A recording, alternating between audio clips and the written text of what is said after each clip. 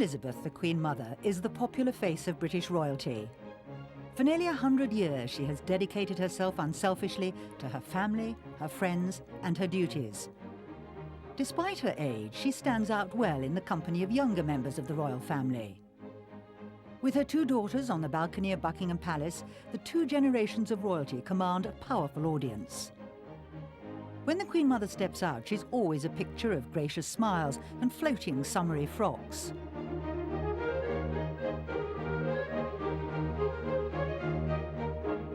Flower shows are her forte. With cameras present, her natural charm and elegance shines through. As far as the press are concerned, she's the most professional of all the royals, and they admit that she is quite delightful. According to the Queen, she has always been a marvellous mother, standing back and never interfering. Ever mobile, the Queen Mother openly admits that she likes to enjoy herself, have fun and a good time.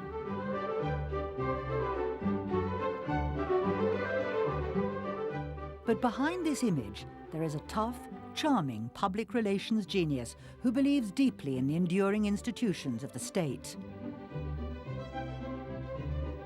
Privately, she is ultra-conservative and, in fact, very politically incorrect. Born at the turn of the century, she is one of the last grand Edwardian ladies from the privileged days of the nobility. She can exercise control by her very presence, yet the public image of this grand old lady transcends all the class barriers. She admits privately that a glass of champagne is one of my little treats.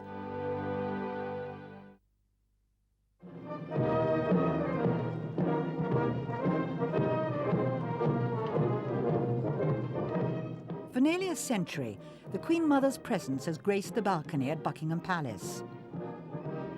As London's most famous building, the palace has become the trademark of the British monarchy and home of the royal family firm, an endearing term coined by the late King George VI. The Queen Mother first stepped out on this famous balcony when she married her husband in 1923. 25 years later, in 1948, they drove out of the gates of Buckingham Palace to the sound of cheers from the crowd to celebrate their silver wedding anniversary. Queen Victoria was the reigning monarch when Elizabeth was born in 1900. She had been on the throne for 63 years and had had 9 children. In 1901, she died, and her eldest son acceded to the throne as King Edward VII, with his beautiful wife, Queen Alexandra. Their son became King George V in 1910. Against this background of royal history, Elizabeth Angela Marguerite Bowes-Lyon was born on the 4th of August 1900 into an aristocratic family.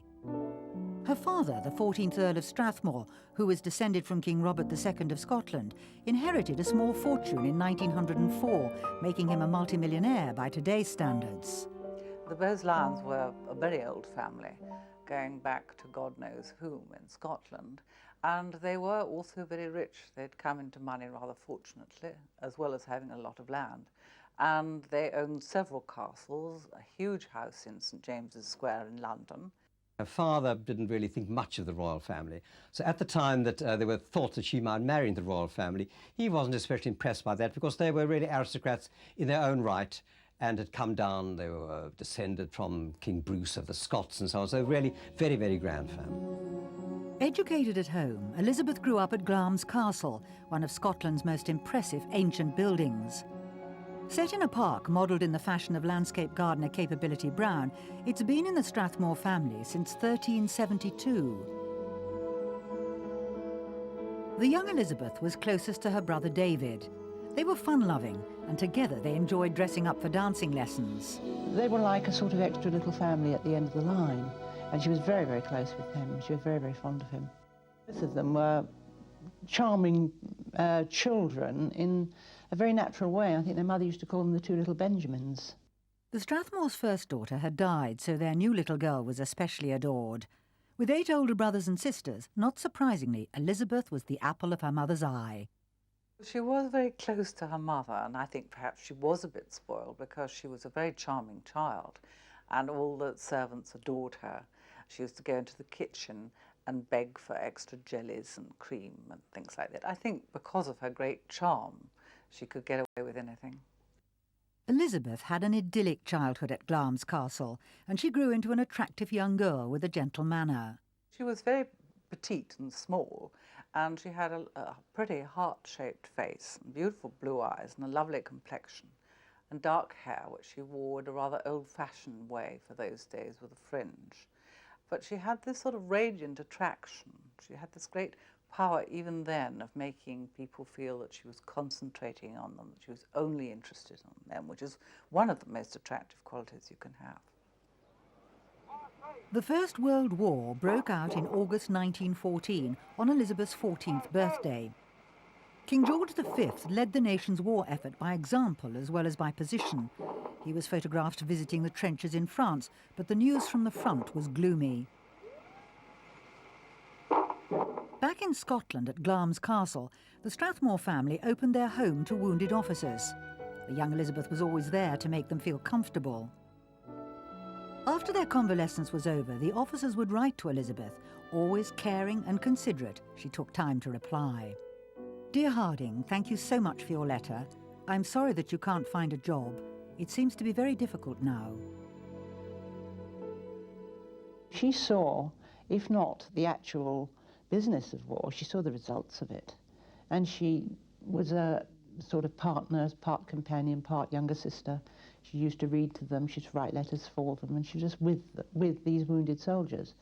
And one of them said at the time that something that's been noticed about her often since then, that when she spoke to you, it was as if you were the only person in the world.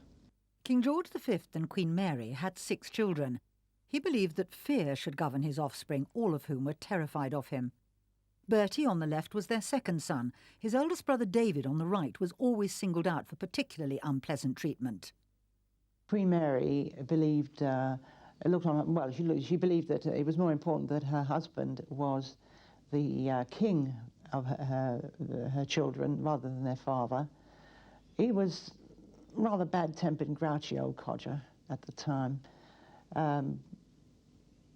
And he once said that, I was terrified of my father, that is the very genial, apparently, Edward VII, and I'm going to make bloody sure that my children are afraid of me.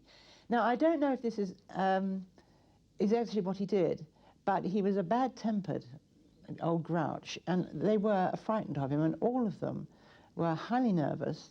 Many of them suffered from digestive troubles, which is a sign of extreme nervousness. The young princes had a sister Mary, the only daughter of the King and Queen. During the First World War, she worked as a nurse. She remained close to her mother for the rest of her life. Through her involvement with the Girl Guide movement, Princess Mary met the teenager Elizabeth Bowes-Lyon, who was also a Girl Guide. It was through this connection that Elizabeth was introduced into the royal family. Elizabeth Bowes-Lyon and Princess Mary were friends, and they became more involved through the Girl Guides because Elizabeth ran the Forfar branch of the Girl Guides, which is up in Glamis, and Princess Mary had to come and inspect them occasionally, and they used that as an excuse to see each other. They became quite good friends, they corresponded, and of course both mothers encouraged this. Lady Strathmore, because Elizabeth was one of 10 children, and basically she needed to find suitable marriage for her, and Queen Mary needed her sons married off, and there was Elizabeth, a very suitable girl, so the relationship was encouraged. In 1922, Princess Mary married Viscount Lascelles, who became the 6th Earl of Harwood. Their son George would be the first royal to divorce. The Lascelles' wedding was a sober affair, and the young Elizabeth, by now a trusted friend, was a bridesmaid. By the standards of that time, she didn't look that wonderful because they had sort of almost like very tight veils on with, I think, silver leaf headbands. So, and very low-slung waists. I mean, if you look, by today they looked rather frumpy, but I'm sure at the time everyone thought they looked absolutely wonderful. And Elizabeth was very stunning. Photographed at the races, the young royal princes, David, Henry and Bertie, made a dashing picture. In contrast to their sons, King George and Queen Mary were more regal. There were strict rules of royal protocol that had to be respected when women, like Elizabeth, were introduced into the royal family. The height of this was being presented at court. and Elizabeth was presented at court to Queen Mary and King George V. And as the daughter of an earl, she would have been quite high up the pecking list. And of course that all helped cement the royal relations. It was also a round of parties, but not to be judged by the standards of today. These young girls were never, ever left unchaperoned. Elizabeth was either chaperoned by her sister or one of her cousins, or indeed her mother, Lady Strathmore. She would never really have been left alone with a young man. So you have to judge it by the standards of the time. Elizabeth's mother described her daughter as a shy little person under an ebullient exterior and wanted her to marry an heir to a British dukedom. Elizabeth took a fancy to the handsome James Stuart, son of the Earl of Moray, who'd returned from the war with the Military Cross.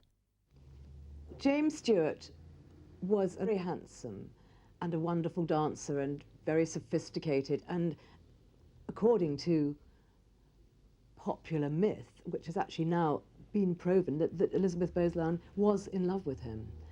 But Queen Mary and Lady Strathmore saw that he was actually going to be an obstacle in the way of their two offspring forming any kind of a relationship, so he was dispatched to the oil fields of Oklahoma. He was almost exiled. Elizabeth Bowes-Lyon met Prince Albert, Bertie to his family, at a Mayfair ball in 1920, shortly after he was made the Duke of York, and 3 months later he was invited to Glamis Castle. While his brother courted Elizabeth, David, now the Prince of Wales, fell for Mrs. Freda Dudley Ward, a married woman with 2 children. He was, after all, the Prince of Wales, and he was off on his own demi-monde, which was not the royal sort of social circle. I don't think that she ever seriously considered him, because at one time when the press got them together, as the press does, they both made a hell of a fuss about it, denying it like mad. Bertie fell for Elizabeth's exceptional charms and wrote to a friend, "My dream has at last been realised. It seems so marvellous to me to know that my darling Elizabeth will one day be my wife." She was really the centre of masculine attention. A lot of men were in love with her. She was a great Deb in her day. And when he met her, he fell in love with her absolutely instantly. And he was, with all his failings, because he was a very diffident, very shy, very reserved man, but he was always a very determined man. And once having fallen in love with her, he was determined to marry her.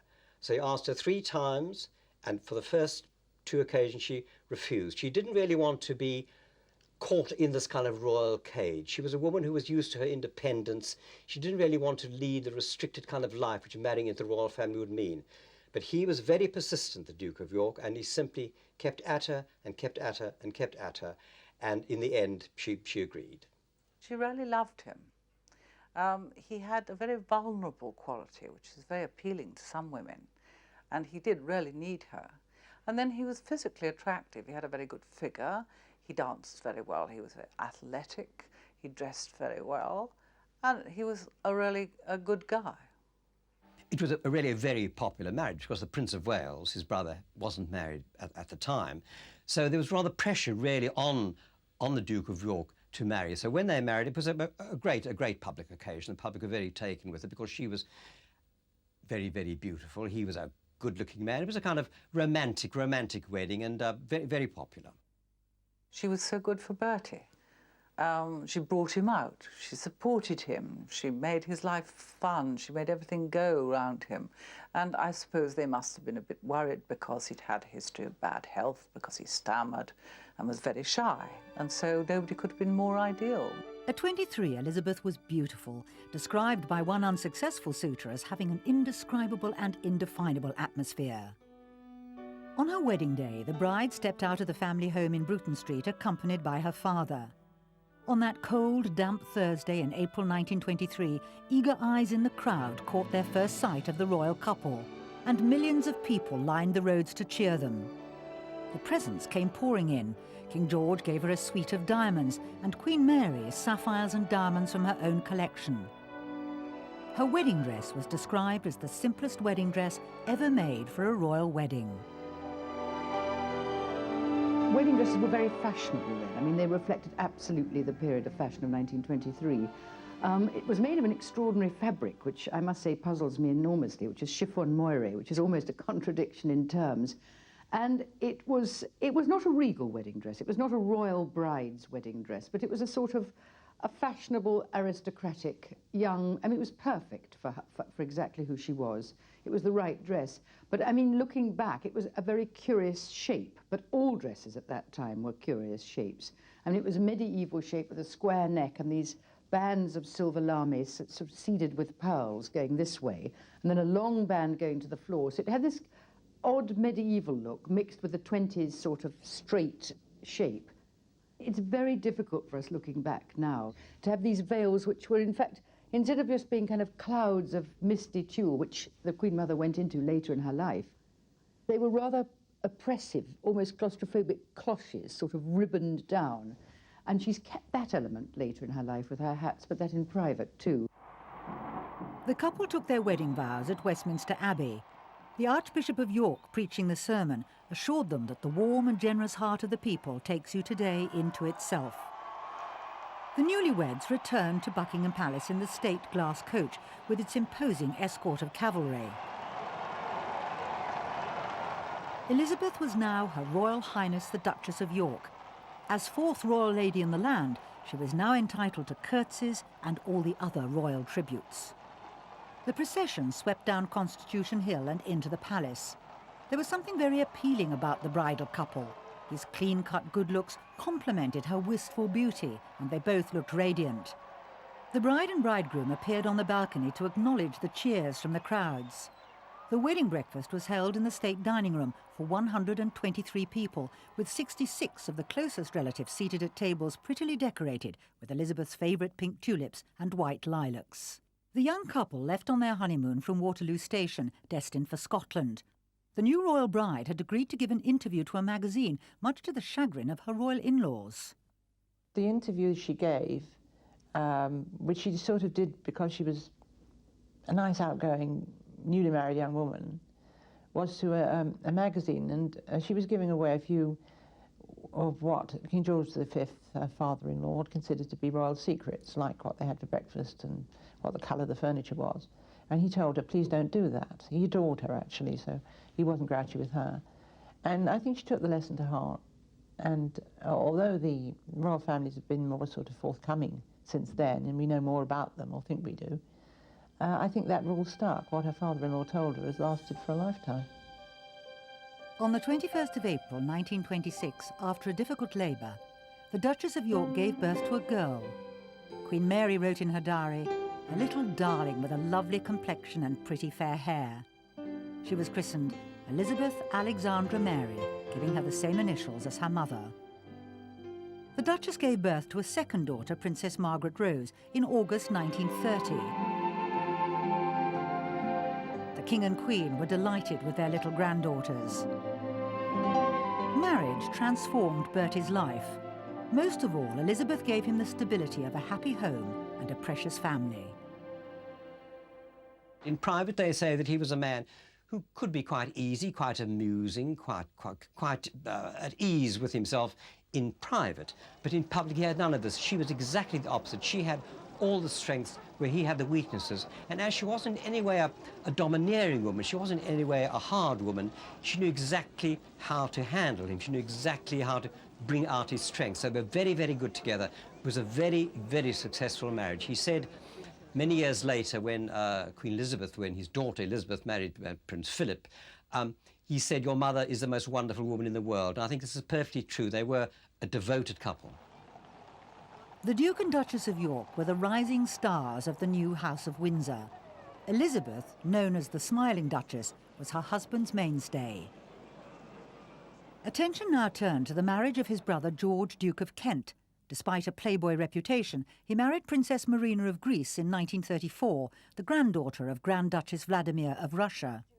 George, Duke of Kent, was extremely handsome, and he made a very, very good marriage in Princess Marina of Greece. Not only was she beautiful, she was elegant, sophisticated, and very rich. And they became the sort of Charles and Diana of the day. There were huge photographs of them, hoardings in the street. And their marriage in Westminster Abbey was a very swelligant, elegant affair. And she was dressed by Molyneux, and he was very handsome. But behind their facade of being the super elegant, handsome couple, that there were difficulties. He'd had a lot of problems, which his brother, David, had helped him with. David really adored George, and they were very close. And when George became involved in a slightly darker side of life and dabbled with drugs and homosexuality, it was David that helped him. Then the great tragedy was that in 1942, he was on an air mission in Scotland, and it was a very foggy day, and the plane actually flew into the side of a mountain and crashed, and everybody on board was killed. And for many years there were stories circulating that this perhaps was some plot, but there's no evidence, and to this day there's been no evidence that it was anything other than a very tragic accident. Princess Marina was understandably totally distraught. She had a baby son. She suddenly was on her own. She then sought refuge, perhaps, in the world of show business, and eventually went on to have an affair with Noel Coward, which is well documented. Henry, Duke of Gloucester, in the middle, was the next royal brother to find a wife. In November 1935, he married Lady Alice, daughter of the 7th Duke of Buccleuch and Queensberry, in the chapel in Buckingham Palace. The little princesses Elizabeth and Margaret were bridesmaids. Her wedding dress was designed by Norman Hartnell, who was making his debut as a designer of royal wedding dresses. Lady Alice was a contemporary of Elizabeth, and the two women have been friends all their lives. When they were both young girls, they were on the party circuit in London together, and they did form a friendship, but it really became more when Princess Alice asked Princess Elizabeth and Princess Margaret to be bridesmaids at her wedding to the Duke of Gloucester. And the Queen Mother went to see Norman Hartnell, who was making the bride's dress and the bridesmaids' dresses. And that was her first introduction to Hartnell, and he instructed all his staff to curtsy to her. Like a swan, he said, not like a starling. And that was the beginning of the Queen Mother's association with Norman Hartnell, which lasted for the rest of his life. The only remaining unmarried royal brother, David, Prince of Wales, heir to the throne, was enjoying himself mingling with London's society set. He enjoyed close relationships with some of the most beautiful women of his day, including Lady Thelma Furness. In 1933, there was a new love in David's life, Mrs. Wallis Simpson, an American divorcee. Already into her second marriage, the couple were brought together after he invited Wallis and her husband to join his party of royal friends for a cruising holiday off Biarritz. Wallis and her husband Ernest, her then husband, were social climbers, and you can't get higher than the Prince of Wales. I mean, they weren't going to assail the very top of the tower and get the King and Queen, but the Prince of Wales would do very nicely. I think actually the social climbing aspect was more important to her. If she fell in love with him, which I'm sure she did, at some time, what got her there was the efforts at social climbing, which were, of course, highly successful. The Duchess of York did not approve of her brother-in-law's philandering. Although his shenanigans went by unreported in the British press, they did not escape the attention of his family. The Duchess of York disapproved strongly of David's lifestyle. She didn't think it was dignified. He used to walk around playing bagpipes. He was very eccentric. He used to be inconsiderate to his staff. I think she didn't like that. He wouldn't tell his chauffeur he was going to go from his office in St James's to the Duchy of Cornwall office. He would just walk down the street and not tell his chauffeur. He would make his own phone calls, which put the switchboard in a terrible flurry. And he would do exactly what he wanted, and in particular reference to the Duke and Duchess of York, he was meant to be opening a hospital in Scotland during the summer period. And he said to them, "I can't do it. You'll have to do it." So Bertie and Elizabeth went up and opened the hospital, and they discovered, much to their horror, that David was actually there, but he was at the station wearing a pair of goggles as a disguise and waiting for Wallis to come up on the train to Balmoral. And the Duchess was very annoyed about that. I don't think she approved of Mrs. Wallis Simpson at all. In fact, I don't think she ever really liked her. She was perfectly happy about some of the Prince of Wales's mistresses, like Thelma, Lady Furness, who was an American divorcee. She was perfectly happy with her. But there was something about Wallis that she didn't like, and I think she did not like the way that Wallis took over David's life entirely and separated him from his brothers. Meanwhile, at Royal Lodge, Windsor, the Duke and Duchess of York had created a haven of peace and tranquility for their family. They furnished the beautiful pink-walled lodge in the informal style of a typical English country house, with views over the garden which Elizabeth and Bertie had created together. In the gardens, Bertie derived particular pleasure from the huge grounds, which developed his interest as a keen amateur gardener. By the time of his Jubilee celebrations in 1935, the old king was a very sick man. While George V was alive, the issue of David's love life could be avoided. At 70, the king's health was fading. By January 1936, he was dying. Following bulletin was issued at 9:25. The king's life is moving peacefully towards its close. Following his coffin were his sons, led by David, now King Edward VIII, having succeeded his father to the throne. The old king had prophesied from his deathbed that, "My son will ruin himself within 12 months. His warning had a certain knowing tone. In fact, it took only 11. Our late sovereign lord, King George V, of blessed and glorious memory, that the high and mighty Prince Edward, Albert, Christian, George, Andrew, Patrick, David, is now become our only lawful king, by the grace of God, of Great Britain, Ireland, and the British dominions beyond the seas, defender of the faith, Emperor of India. God save the King. Elizabeth, the Duchess of York, avoided the new king's mistress. There was a story about one occasion when he had then become king. He was then King Edward VIII, and gave a dinner party at Balmoral, to which the Duke and Duchess of York, as they then were invited. And Wallis Simpson behaved like the hostess. She came forward to welcome them to Balmoral. And the Queen Mother, then the Duchess of York, had nothing to do with it. Simply walked past her and said, "I've come to have dinner with a king," and simply walked past Wallis Simpson, absolutely ignored her. Never liked her at all.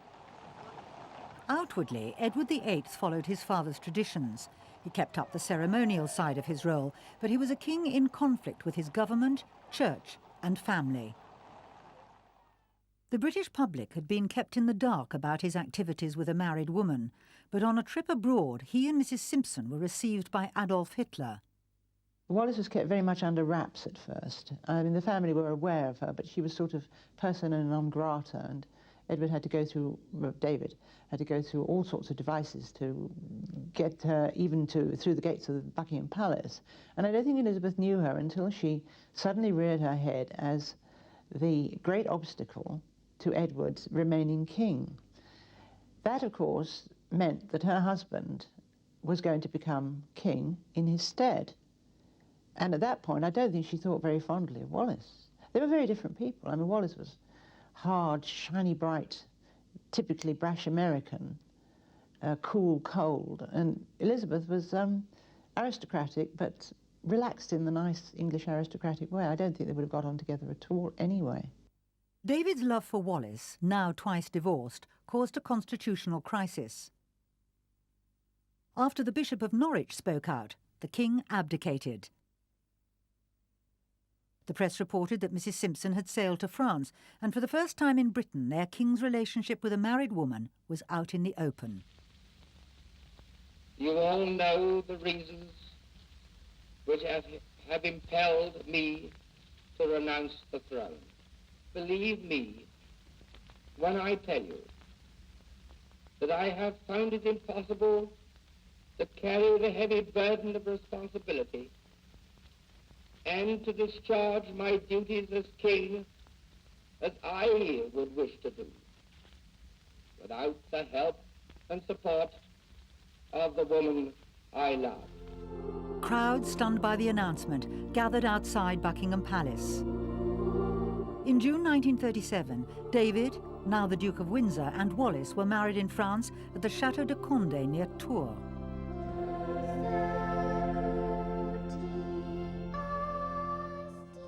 In spite of the Duke's requests, no member of his family attended the wedding, and the marriage gained no official recognition. The Church of England wanted nothing to do with it. The day before, his brother Bertie sent a message. Wallis would not share her husband's royal status.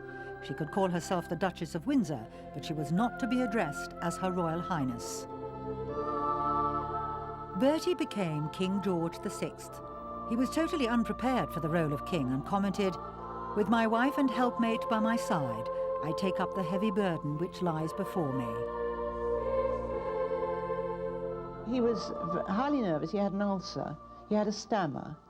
I mean, the fellow should have been in a monastery. It would have done him far better. No, he wasn't prepared. He was absolutely terrified. I mean, he burst into tears when he realised what was happening and cried on his mother's shoulder. Now, that monument to duty, probity and self-control couldn't have been very pleased at this. But that's what he did. And, I mean, he went around muttering about a lamb to the slaughter. He was totally unprepared, completely untrained. It was completely unexpected. From the start, when the Prince of Wales wasn't married and got old and still wasn't married, there was always a thought that her husband, that the Duke of York, might become king. So there really was a thought in the back of her mind, but even so, it came as a great shock when actually when the abdication happened and they were called upon to be king and queen. On Coronation Day in May 1937, crowds lined the route to catch a glimpse of King George VI and Queen Elizabeth. After the shock of the abdication, the British people had taken their new sovereigns into their hearts. The king chose the date already arranged for his brother's coronation, saying sardonically, "Same date, different king." His mother, Queen Mary, watched the ceremony with his two young daughters, Elizabeth and Margaret. In Westminster Abbey, he wore a heavy white satin robe embroidered with shimmering emblems of the empire. He looked ghost white. To many of the guests at the 1,000-year-old sacred ritual, the moment before Bertie was anointed and robed for the crowning was the most touching of all, a symbol, perhaps, of the loneliness of the monarchy. After the coronation, there seemed to be a distinct change in him. He suddenly acquired the regal poise of a king. Beside him, Elizabeth rose to her new responsibilities. She knew her husband very well. She knew his frailties. She knew that he was terribly shy, that he had, in fact, crowd phobia. He really didn't like that.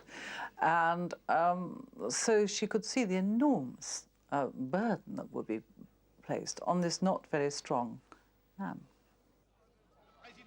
On one of their first official trips abroad, a state visit to France in July 1938, the Republican country fell to the charms of the royal couple.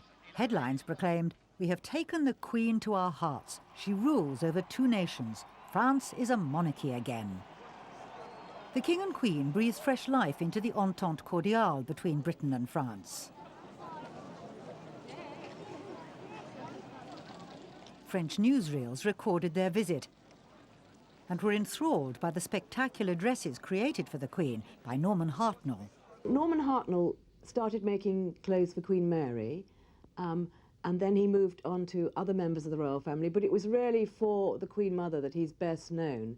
And when Lady Strathmore died, the Queen Mother was going on a big state visit to Paris, and she suddenly had to wear mourning, and Hartnell came up with the idea, instead of having black, to have white. And the Queen Mother took Paris totally by storm in these beautiful white dresses created by Hartnell, which he had to make up very, very quickly in about a fortnight. But remember, he had 400 people working for him in those days. Every single one of those 30 outfits that Hartnell made for that visit was white. I mean, the parasols were white, the gloves, the shoes, everything was white. And they were all long, which is interesting to know. I mean, even if you did it today, even today, it would be sensational. And the French, it took France by storm. I mean, they're not monarchists by nature, but apparently they said France has lost its heart, it has a new queen.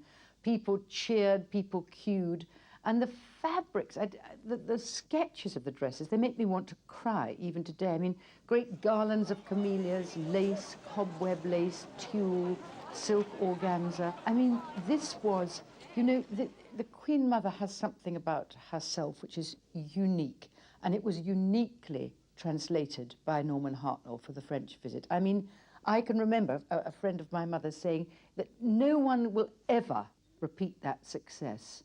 Even now, it probably was the greatest fashion statement made by a royal person in the last century. The French visit was a personal triumph for the Queen. Norman Hartnell continued to make her clothes until the end of his life.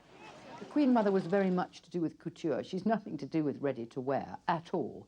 And he was the man in the right place at the right time who fully, sympathetically and joyfully accepted to dress this extraordinary woman with this very strong taste of her own, which she's never wavered from, never ever.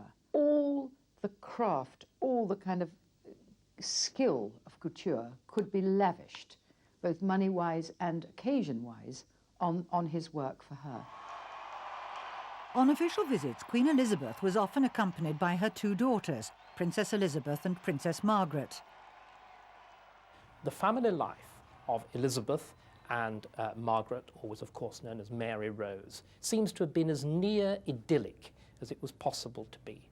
Their father was incredibly soft, tender, indulgent, particularly with the younger daughter, with Princess Margaret. Their mother, in many ways, seems to have been, by the standards of the 20s or 30s, almost more of a friend to them than either a formal mother, a great lady, a royal duchess, finally a Queen Empress herself. After their marriage, David and Wallis, now the Duke and Duchess of Windsor, settled in France.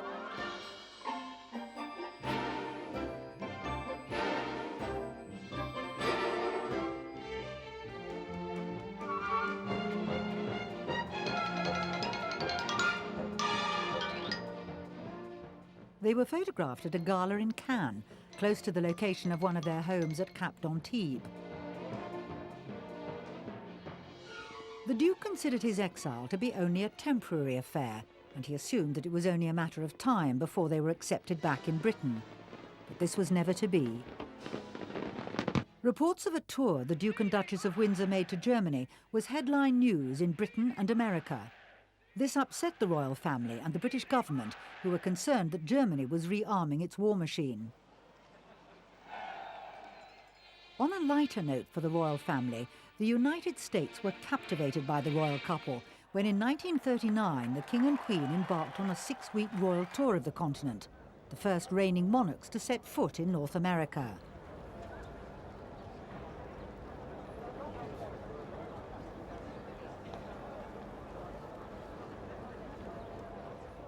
On the 8th of June 1939, they were greeted in Washington by President Roosevelt. Huge crowds turned out to welcome them. The King revelled at this chance to meet the world leader. Queen Elizabeth and the President's wife, Eleanor Roosevelt, struck up an instant friendship, as did their husbands. On this trip, they won a crucial ally for Britain. Their visit was a triumph which was to have far-reaching effects for Britain. In the darkest days of World War II, this relationship would prove invaluable.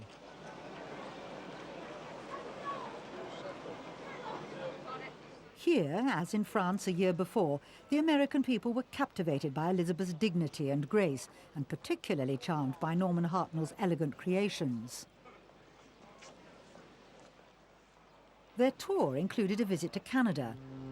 Despite initial apprehensions, they received a warm welcome, even among the French-speaking population. In performing his public duties, the King was regularly called upon to make speeches, but his speech impediment, which he had had since his childhood, made this a grueling experience. For a man with a stammer, a speech in French to the people of Quebec was a particularly terrifying experience. Que de grands exploits se sont accomplis, souvenir à jamais glorieux pour la France et la Grande-Bretagne. C'est ici The King and Queen were thrown into a ceaseless round of work. Elizabeth did all she could to lighten her husband's burden and make his official duties and public appearances easier for him. In 1939, with the war clouds looming over Europe, the royal family were filmed by the newsreels attending a scout camp.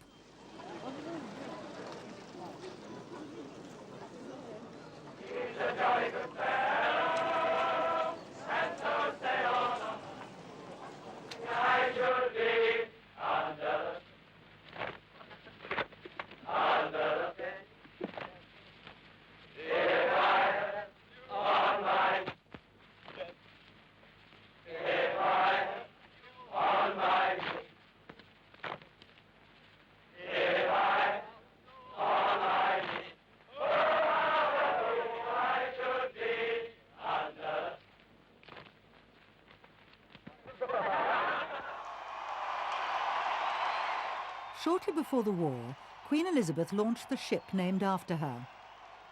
The Queen Elizabeth was the largest ocean-going liner ever built for the Cunard Line. The event was recorded by the film cameras. The occasion offers a rare opportunity to hear her speaking. This ceremony, to which many thousands have looked forward so eagerly, must now take place in circumstances far different from those for which they had hoped. I have, however, a message for you from the King.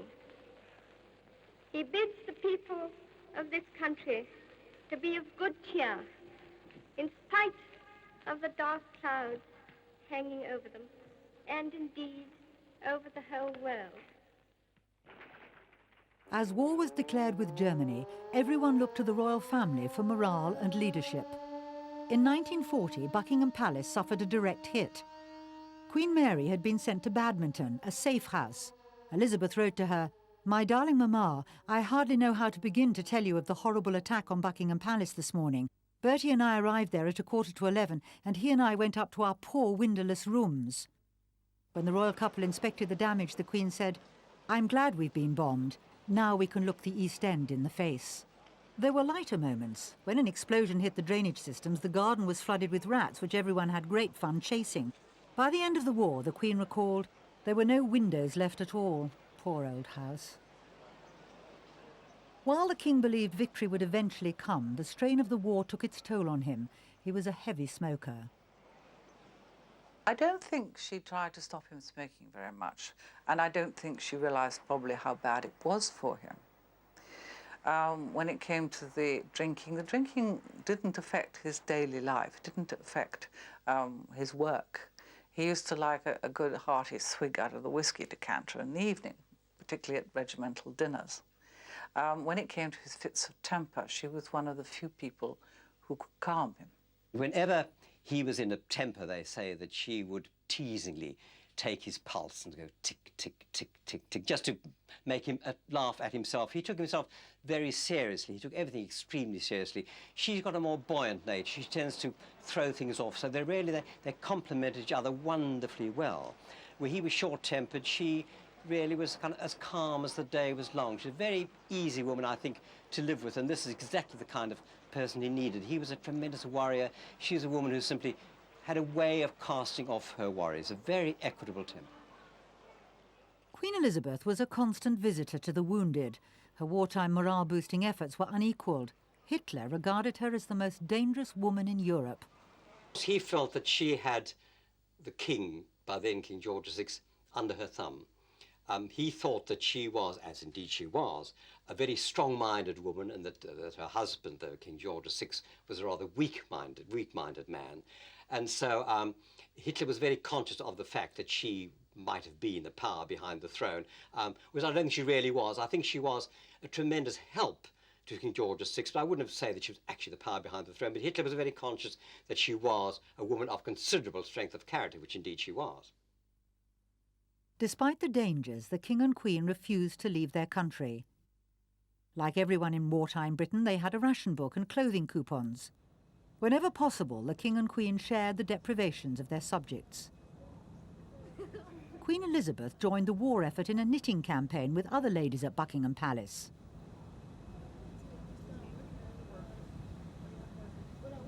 Despite the circumstances and the gloom of war, the Queen always made an effort to look her regal best. She said, quite honestly, if the poor people were coming to see me, they would certainly look their best, and I should look my best for them. And I think that's a genuine thing of how she thinks. She likes to look her best. She does to this day. She always has, and she always will. Hats became the Queen's trademark. As a member of the royal family firm, her face had to be visible to the public.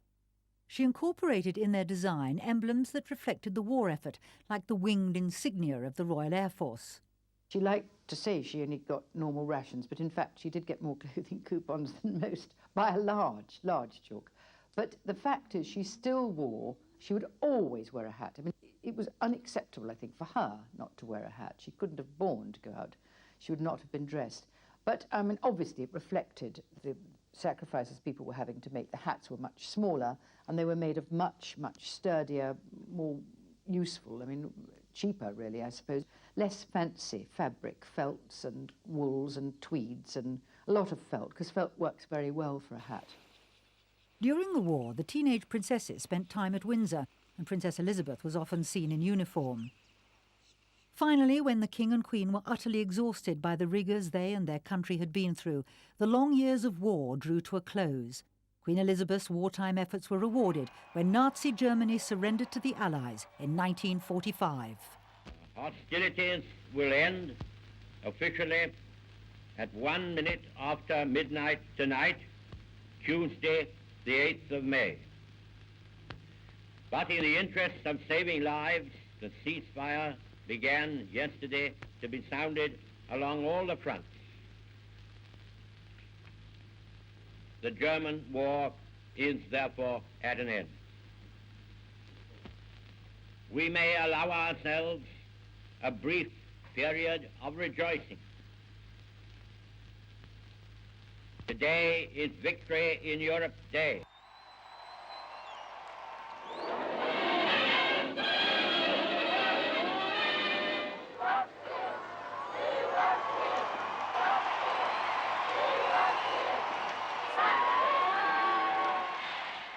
The King, Queen and their daughters appeared on the palace balcony with Prime Minister Winston Churchill to deafening cheers. Thousands of people yelled below the balcony as victory in Europe was celebrated.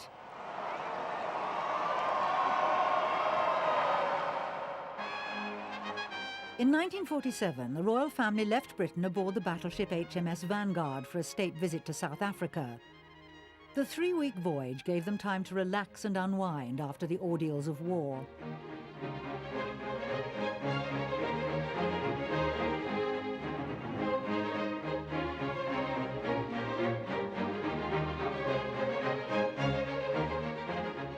Everywhere they went, enthusiastic crowds greeted the royal family. The 2-month tour in South Africa, then a British dominion, would prove very demanding for the King. The pressures of war had badly affected his health, and he had lost a lot of weight.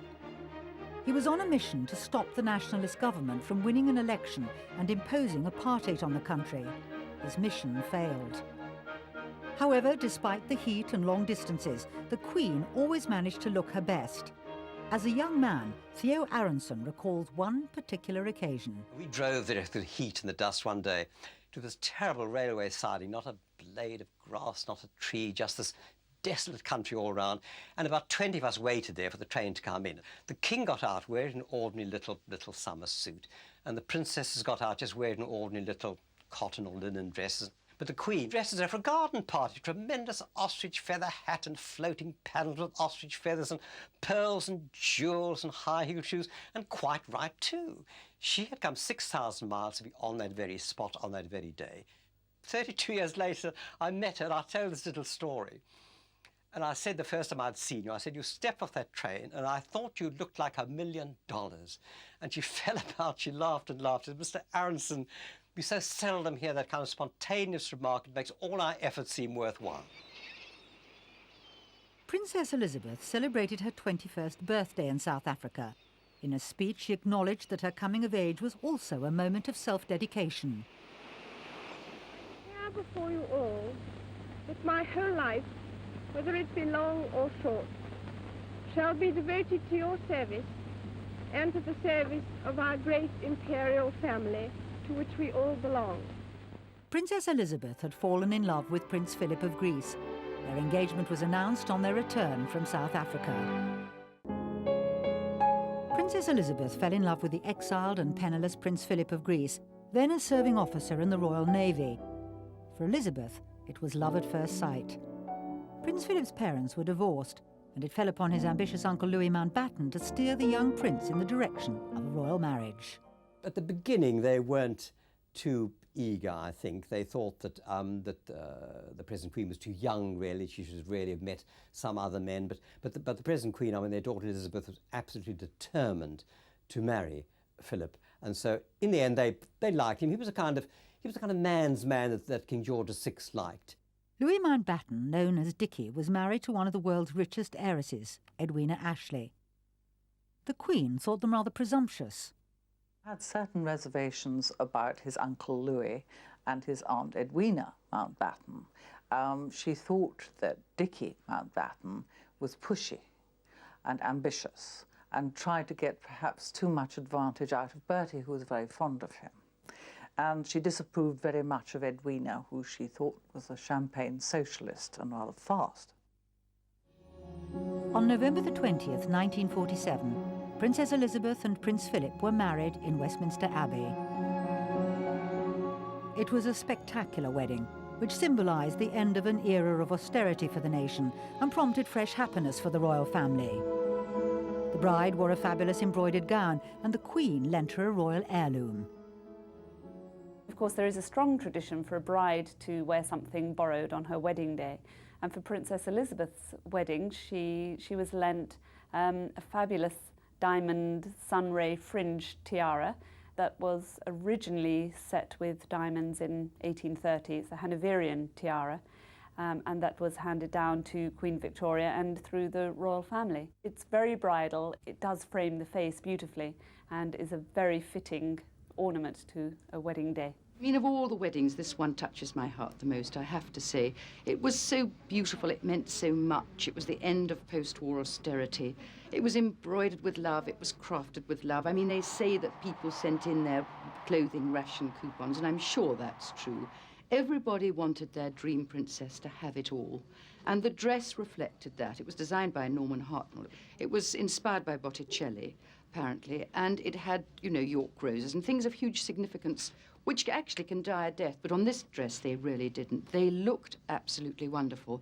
Every single seamstress, and I'm not sure how many there were, some talk of hundreds, did in fact stitch a hair from her own head into the lining of the dress. And the veil, I think it was the veil to end all veils. It was fine ivory silk tulle, and it was embroidered, almost spangled with stars, and light and very, very beautiful. She adored the man she was going to marry, and who wouldn't? He was devastatingly handsome. And she loved her father, who was this shy man, you know, with a stutter, who'd come to the throne unexpectedly. She adored him. And you can get a little feeling of what she and he must have felt like, in that the letter is preserved that he wrote to her about the wedding after the occasion, in which he told her how incredibly moved he was and how full of love he was as they walked together down the aisle. It's a wonderful letter and should be read because it shows something very special about a father and a daughter on the wedding day. The Queen knew that the family firm of us four must now include Philip. At 47, she would never have a son of her own. Princess Elizabeth would succeed the king as monarch. Queen Mary was aware that thanks to Bertie and Elizabeth, the monarchy was secure. 3 generations of royalty acknowledged the crowds on the same spot where Princess Elizabeth's parents had stood 24 years before. Scenes of her daughter's wedding must have brought back memories of her own marriage in 1923 to the shy young man, Bertie, Duke of York.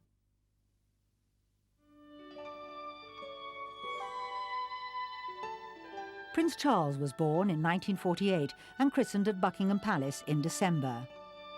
As Queen Elizabeth's first grandchild, Charles was destined to become the apple of her eye. He became the son she never had. 2 years later, his sister Princess Anne was born.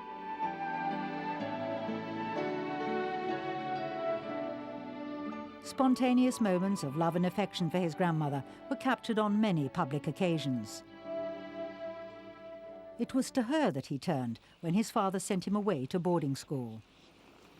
When he was at school at Gordonston, which he detested, he was terribly lonely, he was bullied, he was absolutely miserable. And he would go and stay with her at Burke Hall, and she would encourage him and encourage his taste in music and generally cherish him. And I think she saw in him the same sort of vulnerability that her husband had had, and they were very close. He was a great favourite with her, and I think she encouraged him in many ways that his parents didn't. They were rather conventional. The Queen and Prince Philip had very conventional tastes on what young men should be. The Queen Mother appreciated his softer, more artistic side, and I think she certainly encouraged him as a young man. In 1948, the King and Queen celebrated their silver wedding anniversary. King George, only 53 and already suffering the early symptoms of his final illness, bravely made a speech. It has been made the occasion of a worldwide expression of kindly goodwill towards us, which has greatly moved us. It has been an unforgettable experience to realize how many thousands of people there are in this world who wish to join in the thankfulness we feel for the 25 years of supremely happy married life which have been granted to us. The King and Queen often attended glamorous film galas. Outshining stage and screen stars at premieres came effortlessly to Queen Elizabeth. This was the kind of event she always enjoyed. She loved mixing with theatrical people who found her enchanting with her easygoing manners and famous charm. While the world of entertainment celebrated its glamour icons, the Queen had her own signature style.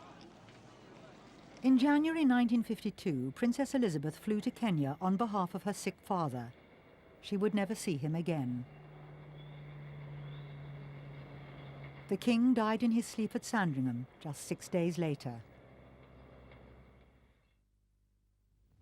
It was announced from Sandringham at 10:45 today, February the 6th, 1952, that the King, who retired to rest last night in his usual health, passed peacefully away in his sleep earlier this morning.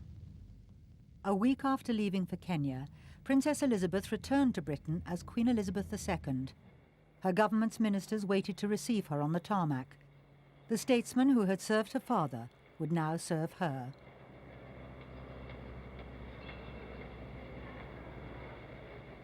Her father's forced kingship and the rigours of war had finally taken their toll. He was only 57. I don't think George VI would have had a long life anyway. He smoked too much, his health was bad, and I don't think being forced into the role of king was all there was to it. I mean, it was obviously a great shock to the system. But I think what really did him in was the Second World War, coming so soon afterwards, only 3 years after he became king. That was a tremendous strain on him. But in his state of health, in his state of nerves, I don't think he'd have lasted long anyway. Queen Elizabeth and her 2 daughters were completely shattered by his untimely death.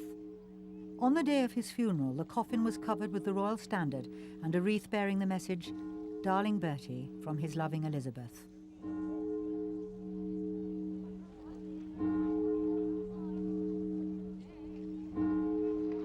Following behind the coffin was his eldest brother David, whose abdication in 1936 had forced the crown onto his brother. David followed as a member of the royal family, although his wife Wallis, who had never been accepted as one of them, was not invited. The Queen Mother blamed the Duchess and most of all the Duke of Windsor for the King's early death. I think she certainly believed that the Duke of Windsor, by his irresponsibility in abdicating and leaving the throne to George VI, had shortened her husband's life. She absolutely, seriously believed this. And there's a certain element of truth in it. Because of the strain he went through, particularly during the war, when he was informed by Churchill of exactly what was happening, I think this worry and the excessive smoking this kind of thing did shorten his life. He was a tremendous warrior and borne down by the whole responsibility of being king. I'm absolutely sure it shortened his life. Yes, it was for a man of his nature, who had the stammer, who was very shy. It was a tremendous responsibility. And although she did absolutely everything to ease his path, I'm absolutely sure that being king shortened his life. And she knew this, and I think always bore a grudge against the then Duke and Duchess of Windsor because they had shortened the life of her husband. On June 2nd, 1953, the world witnessed Elizabeth's eldest daughter crowned Queen Elizabeth II. It was the first televised coronation.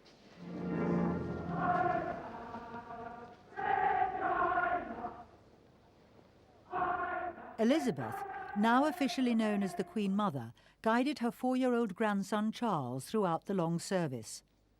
She was only the second queen in British history to watch the crown being placed on the head of her child. Much was expected of the young queen, only 26 at her coronation. She would need the experience and support of her mother.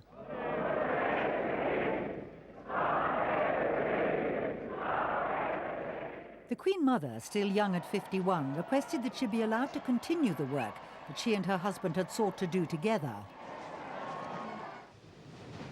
Family unity, so much on display that day, would soon be tested. By the time of the 1947 voyage to South Africa, Princess Margaret was falling in love with her father's equerry, Group Captain Peter Townsend, a married man. After the King's death, Townsend divorced his wife. Working for the Queen Mother at her new home, Clarence House, he was now closely involved with Margaret. It all came as a great surprise to the royal family, really, because it had been, a secret love affair between Princess Margaret and Peter Townsend.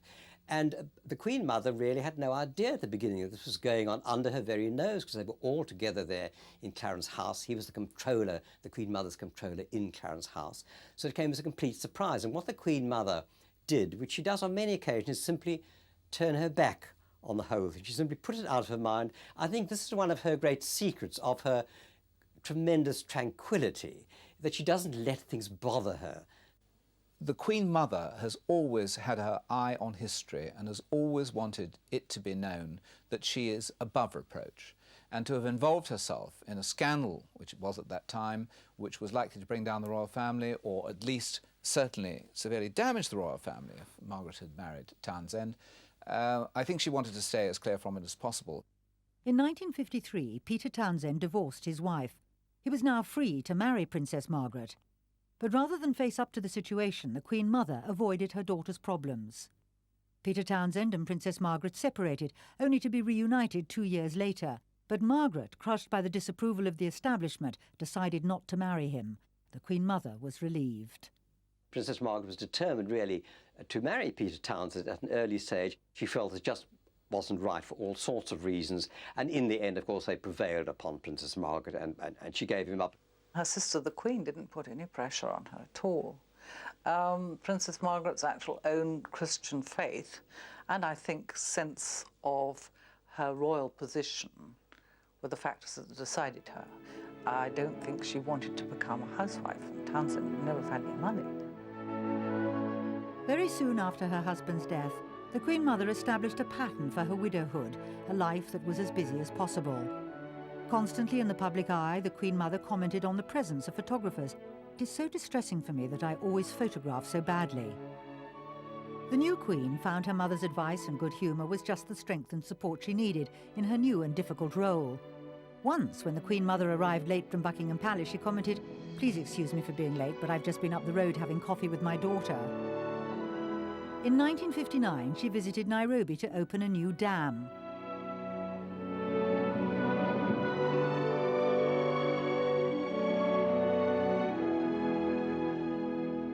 Although the Queen Mother often thought of retiring, her daughter would remind her of her message to the nation on the death of her husband.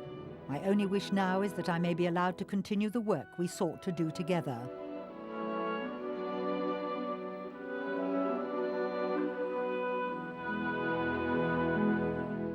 Everyone who met the Queen Mother on her royal duties fell under her spell.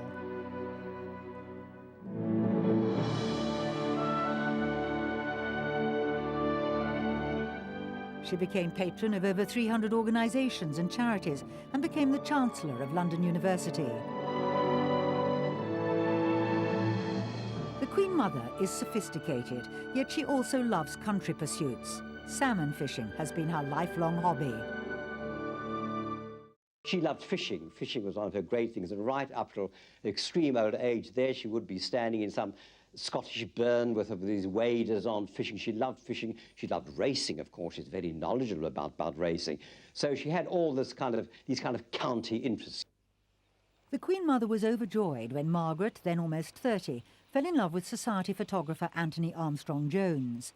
He was an artistic man, but caused concern in some quarters because besides being a commoner, he was considered to be part of the fast London set. They were married in May 1960. Princess Margaret's exquisite silk wedding dress was made by her mother's favourite designer Norman Hartnell, who also designed the outfit the Queen Mother wore.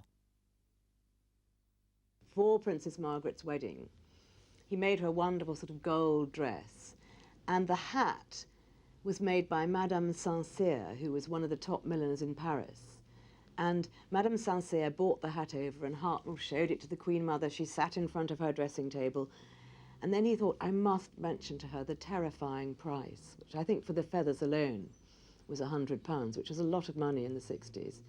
And he looked at the Queen Mother, and she looked at herself in the mirror, and she said, yes, and I think I'll have one in white too. On that sunny day in May 1960, the royal wedding was greeted with great optimism. Everybody wanted the fairy tale princess to be happy. It was the first royal wedding to be broadcast on television, and the wedding dress caused quite a stir. Princess Margaret's wedding dress was a triumph of a fashion statement, if you like. I mean, it couldn't have been more different from her sisters. It wasn't just 13 years in time. It was a whole different era. I mean, Princess Elizabeth's reflected the end of a period, in a way, the end of post-war austerity. But Princess Margaret's reflected the beginning of the 60s, the beginning of the kind of more confident Britain and the more successful Britain. And she had the courage, and indeed Norman Hartnell, it wasn't a very typical Hartnell dress, to put it mildly. They both had the courage to use something totally different. It was innovative, it was courageous, it was absolutely perfect for the person wearing it. And it was very much away from royal tradition. There was no embroidery whatsoever. There wasn't a stitch of embroidery. It was this wonderful double silk organza with a high neck and a deep V at the front, going to the tiniest waist in the land. I suspect you'd never find a tinier waist. And all the temptations to load it with fuss or frill or clutter were all avoided. It was a very courageous and totally successful design. As with most royal brides, the crowning glory had to be the tiara. Margaret's was extremely unusual and broke with royal tradition. Princess Margaret's tiara was interesting because it wasn't a piece of jewellery that had sort of been handed down from generation or mother to daughter or anything like that. It was a tiara which actually had been bought at Sotheby's by the royal family for £5,500, for those who want to know, from Lord Baltimore. And it is, I'm sure, still a very, very beautiful tiara, totally different from the Hanoverian tiara, which is quite spiky and quite almost graphic looking, curiously. This was delicate and pretty. It was a pretty piece with dangling, wonderful great diamonds. The bridegroom was created Earl of Snowdon. They had 2 children, David and Sarah. Sadly, the Snowdons divorced after 18 years of marriage, but the Queen Mother always retained affection for her son-in-law. The Queen Mother always adored him, and because he was fun, because he was artistic. She likes people with taste, and so much did she like him that when things were going badly, and I think after they were even divorced, Princess Margaret used to get quite cross because her mother went on entertaining Anthony Armstrong-Jones as though nothing had happened. As the young Duchess of York, Elizabeth once said, "I always like the term family circle. It sounds so close and safe and happy." The Queen Mother treasures pictures of her own family growing up, and a flip through the family album triggers memories of her husband's childhood and a reminder of his brothers and sisters, who for nearly a century have been part of her family circle. Bertie's brother George was born in 1902. He was created Duke of Kent when, in 1934, he married Princess Marina, daughter of Prince Nicholas of Greece. Tragically, he was killed in an air crash in 1942, leaving a wife and 3 children. His eldest son, Edward, was a shy and sensitive teenager who bore the title Duke of Kent from a very young age. In 1961, aged 25, Edward, Duke of Kent, became engaged to Miss Catherine Worsley. In the grounds of Kensington Palace, Catherine showed off her engagement ring in preparation for their marriage at York Minster in June, the first royal wedding to be held there since Edward III married Queen Philippa in 1338.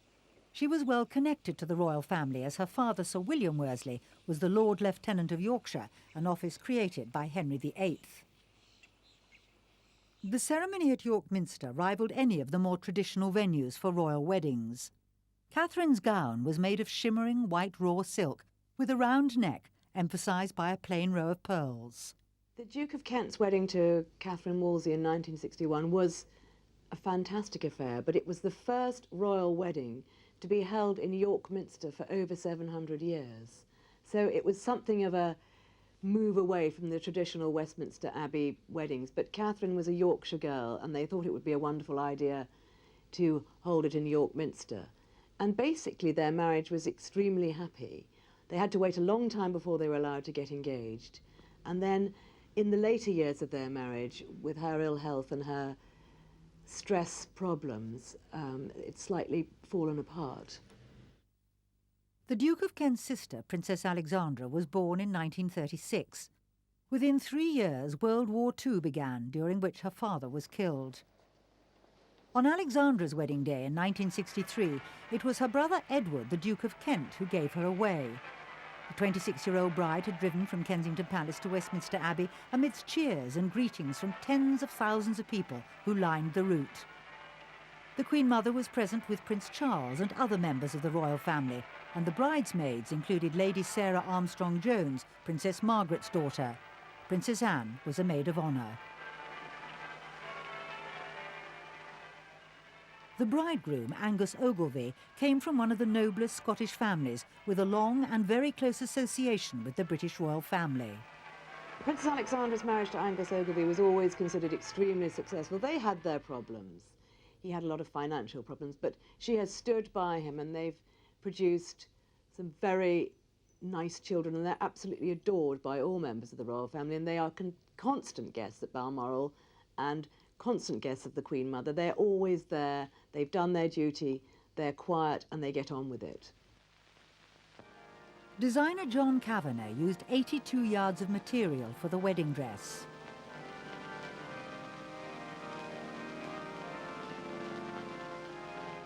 From the headdress flowed a magnificent 20-foot-long veil of magnolia-tinted cotton lace, edged with a wide border of Valenciennes lace, which belonged to Princess Nicholas of Greece. The dress had to be gently squeezed into the carriage. Dubbed the Royal Wedding of the Year, Alexandra's mother, Princess Marina of Greece, was accompanied by her relations, including King Frederick of Denmark and Queen Frederica of Greece. The crowds cheered the new Mr. and Mrs. Angus Ogilvie, who rode across St James's Palace in a glass coach lent by the Queen. The bride would be known as Her Royal Highness the Princess Alexandra, the Honourable Mrs. Angus Ogilvie, which rather displeased her mother, Princess Marina. Angus Ogilvie had to settle for an Honourable. The wedding group posed for formal photographs in the throne room. Alexandra always cheerfully performed her royal duties while she and Angus struggled to keep their private life private. They had 2 children who kept the family in the spotlight. One thing about Marina's children, they were all very talented, musically and with languages, and Princess Alexandra plays the piano beautifully. In 1973, this was the family on the steps of St George's Chapel in Windsor. Alexandra's youngest daughter, Marina, named after her grandmother, didn't always meet with family approval and developed her own sense of style. Marina Mowat turned out to be a bit of a wild child and broke free of the royal protocol and married someone called Paul Mowat, who was a photographer. But before she married him, she became pregnant, and then she told the world that her mother didn't approve of the pregnancy and wanted her to terminate it. It was a very, very unhappy period, and she made her parents look unpleasant and foolish publicly, and the Queen did not forgive her. She's Prince Charles's godchild, and she was totally ostracised. She was actually literally off the Queen's Christmas card list. But then in the last 18 months she's been reaccepted. She has 2 children and she's divorced Paul Mowat, and she's now back in the royal fold. Princess Marina's youngest son, Prince Michael, second from the right, was born in 1942, 3 weeks before his father died in the plane crash. In 1978, when Prince Michael was 35, he gave up his right of accession to the throne to marry the woman he loved, Baroness Marie Christine von Riebnitz, who was a Catholic and had been married before. Marie Christine had her heart set on a church wedding, but the Vatican said no when Prince Michael insisted that his children would be brought up as Protestants. They became the first royal couple, apart from the Duke and Duchess of Windsor, to be married in a registry office. 5 years later, they had their marriage recognised in a Roman Catholic ceremony. In 1981, at St James's Palace in London, their daughter, Lady Gabriella Windsor, was christened. Her older brother is Lord Frederick Windsor. On many occasions, Princess Michael has attracted bad publicity. Princess Michael of Kent has overcome all the problems in her marriage and actually handled it extremely well. She had a lot of blips. For a start, she felt the royal family didn't like her because she was a Catholic and divorced. Then she got involved in various scandals. Her father was accused of being a Nazi. She had a very bad time, but when you look at their marriage, it seems to be very successful, and they have 2 beautiful children. And I think Princess Michael is once again deeply in favour with the Queen. She gets on with her life, does what she's supposed to do, and does it without a fuss. The Queen Mother's other brother-in-law was Henry, Duke of Gloucester, born in 1900, the same year as Elizabeth. In 1935, he married Lady Alice Montagu Douglas Scott, daughter of the Duke of Buccleuch. They had 2 sons, William and Richard. William, their eldest, was a daredevil. In 1972, he was tragically killed in an air race when his plane crashed and exploded. He was 31 years old. A month before William's death, his brother Richard married Birgit van Deurs, the daughter of a Danish lawyer. Their wedding day in July 1972 was a wet affair. Accompanied by her father, the couple were married modestly in the village church close to the family home in Northamptonshire. Richard met his bride at a tea party on his second day at Cambridge University, where he was studying architecture.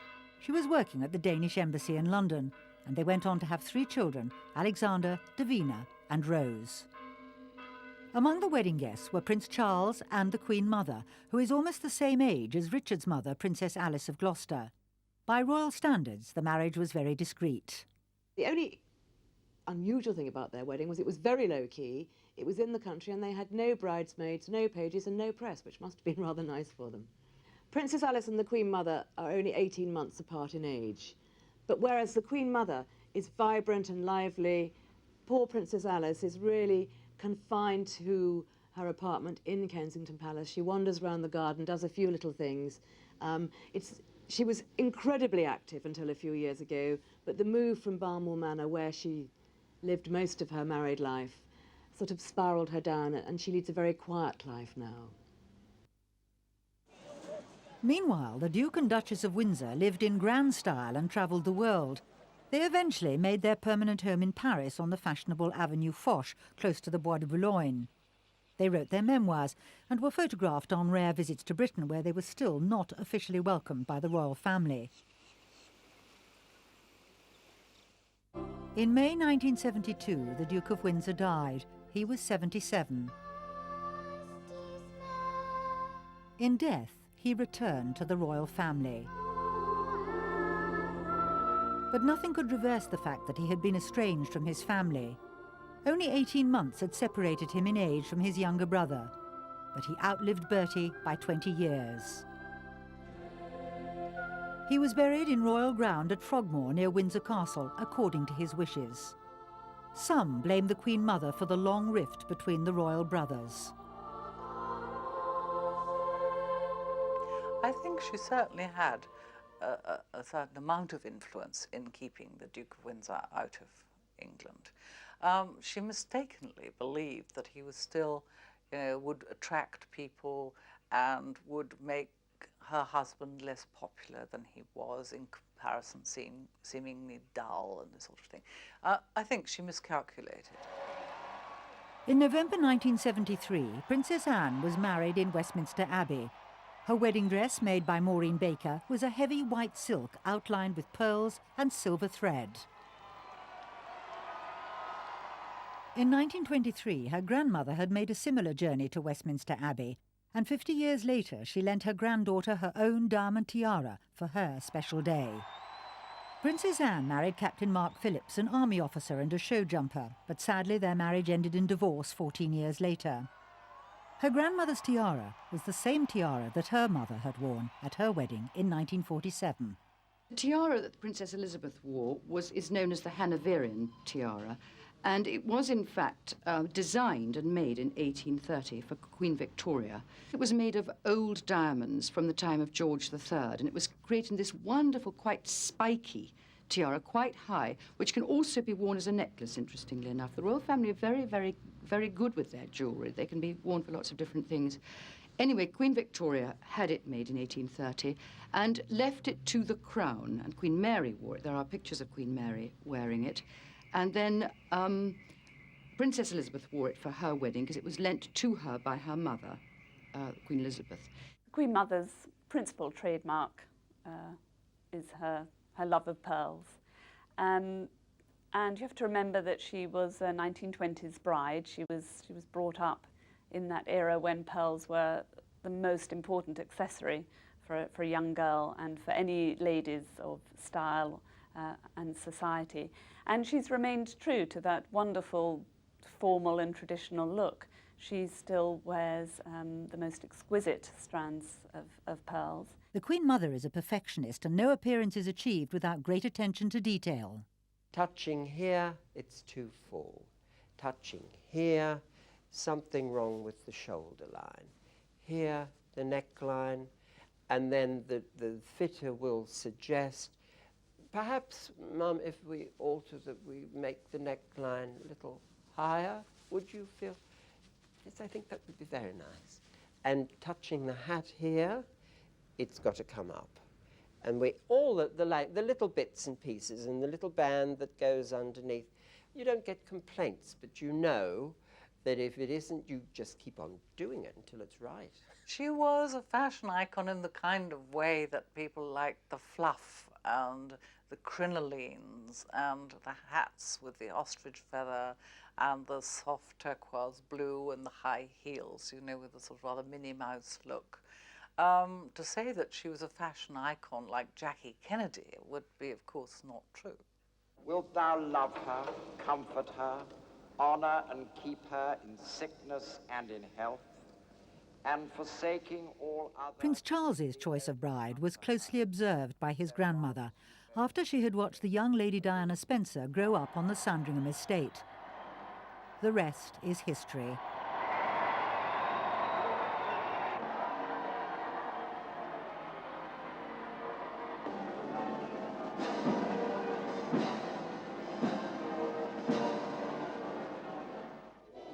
"11 months after their wedding, the 20-year-old Diana gave birth to her first child, Prince William. He was christened at Buckingham Palace. On formal royal occasions, the Queen Mother and Princess Diana made a pretty picture. But behind these images, the experienced Elizabeth did not approve of Diana's unpredictability. Diana turned out to be quite a different woman from what they thought. They thought she was a kind of county girl who would fit in the royal family very well. But as Diana developed and started behaving in this rather unpredictable kind of fashion, then the Queen Mother turned against her, certainly, that she thought she wasn't really behaving in the kind of right royal way at all. So by the end of Diana's life, they certainly resented her. They hated all this kind of washing of dirty linen in public that both Diana and Charles did. The Queen Mother belongs to a generation who feels the royal family should keep their secret and simply present a kind of united and smiling facade to the public, which neither Diana, or certainly Diana nor Charles, are really prepared to do. The Queen Mother is very fond of her eldest grandson. Many of Prince Charles's opinions and interests spring from his grandmother. She was influential in his choice of bride. She knew Lady Diana Spencer through her family's aristocratic connections. Diana had grown up in her father's care, but no one knew how much her parents' divorce had affected her. Diana's mother, Mrs. Shand Kidd, had lost custody of her children through the testimony of her own mother, Lady Fermoy, a long-time friend and lady-in-waiting to the Queen Mother. Any misgivings which she may have had about her granddaughter's suitability as a bride for Prince Charles were kept to herself. Duty to the royal family meant more than anything else to Lady Ruth Fermoy. Photographed regularly escorting the Queen Mother on her royal duties, she was her constant companion. The marriage was quietly promoted by the Queen Mother. I do know that the Queen Mother said to Prince Charles, well, you know, you're not to mess her about. And if you don't grab her, somebody else will, because she's so attractive. She certainly said that. But I rather was told, but again, how far you can believe people, that that Lady Fermoy really didn't think it was a good idea. But there again, you see, you have to understand how courtiers are. They don't tell the boss anything the boss might not want to hear. So, however much she may have said afterwards, oh God, I don't think she went along and said to the royal family, listen, I'm not sure this is going to be a good idea. I'm sure she didn't. Ruth Fermoy supported Prince Charles against her granddaughter. The Queen Mother's presence at Lady Fermoy's funeral in 1993 was the final honour for the courtier who had put royalty before her own family, but had let down both her daughter and her granddaughter. Perhaps influenced by Lady Fermoy, the Queen Mother came to see Diana as frivolous with little sense of duty. Diana considered the Queen Mother as the source of negative comment. I don't think that there was much of a relationship there between the Queen Mother and the Princess of Wales. And of course, as things started to go wrong, the Queen Mother was ferociously loyal to Charles, always took his side. When the marriage with Diana started to go wrong, obviously the Queen Mother's affections remained with Prince Charles, and she became angry with Diana because she saw that the havoc that Diana was wreaking with the monarchy, which is something that the Queen Mother's given duty to all her life. Diana and the Queen Mother often had to meet in public. On these occasions, they had to hide the suspicion and growing coolness between them. Diana decided to do her own thing. The Queen Mother could never really work out how Diana could do it and get away with it. And of course, the more Diana did and the more Diana got away with it, the bigger the breach between the two of them. And it was never going to be resolved. And in the end, it's my belief that Diana absolutely hated the Queen Mother. Perhaps unfairly, perhaps unfortunately, but it's true that that was the case. Balmoral was used to conceal Prince Charles's affair with another woman. At Birkhall, the Queen Mother's house on the Scottish royal estate, he frequently entertained Mrs. Camilla Parker Bowles. I don't think we'll ever know whether the Queen Mother encouraged Charles' relationship with Camilla, but I suspect not, because she would see it being trouble. And also, I don't think Charles would ever discuss his personal relationship with another woman, with his grandmother, because of her great age. However much he loves her, he's not going to want to burden her with his intimate problems. But of course the Queen Mother likes Camilla, but I don't think she would be outwardly seen to be encouraging the relationship as long as Diana was alive. The Queen Mother had a number of close friends, most of them courtiers, but occasionally people who were outside the royal court. And possibly the closest of all those was Derek Parker Bowles, whose son Andrew finally married Camilla Parker Bowles. And I think that the Queen Mother, from the outset, because of her close friendship with that family, saw that one of us was having a relationship with the Prince of Wales. When it came down to it, when Prince Charles needed somewhere to go with Camilla, Birkhall, the Queen Mother's house at Balmoral, was made available, always with her knowledge, because Prince Charles is a dutiful grandson. He knows everything about keeping in touch with the Queen Mother, letting her know what's going on, and has always dedicated himself to that idea. And in return, the Queen Mother rather enjoying the secret nature of this relationship between Charles and the adulteress, Mrs. Parker Bowles, was quite prepared to smile on it and lend her house to them. Recovering from the death of her husband, Elizabeth bought a castle.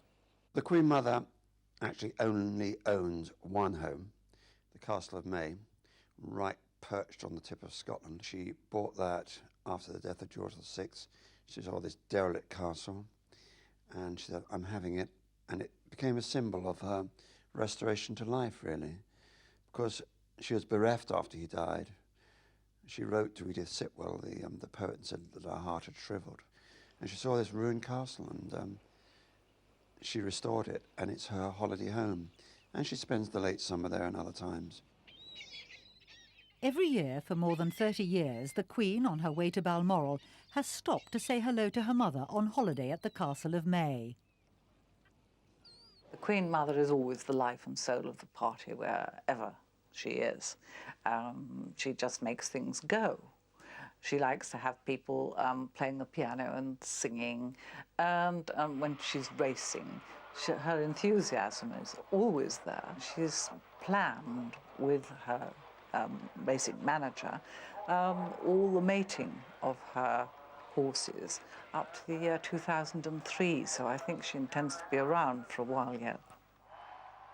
The Queen Mother's love of horse racing is legendary, and an annual visit to Ascot races is foremost in her social calendar. She's National Hunt Racing's most respected owner. This very expensive hobby has given rise to questions about where she gets her money from to support her racing habits.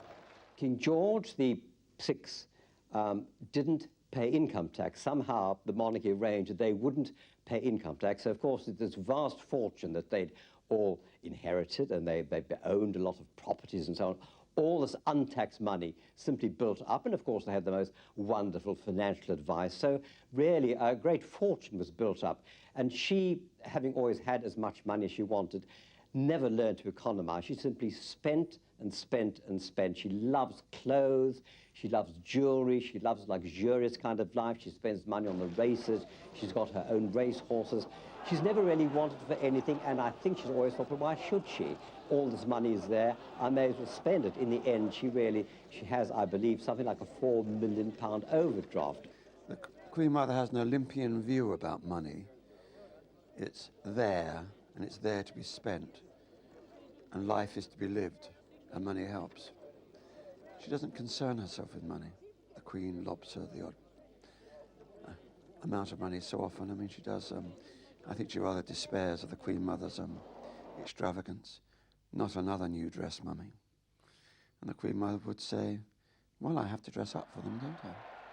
The Queen Mother's father, the Earl of Strathmore, inherited £250,000, a multimillionaire by today's standards. Once a rich woman with a royal fortune, she's now reported to be heavily in debt. Well, she's inherited some money from her father, but much more so from her husband, King George VI, who died back in 1952. And at that time, the Queen Mother was considered a very wealthy woman in her own right. But since then, her lifestyle has been very, very extravagant. And that's really, it seems, eaten into her fortune.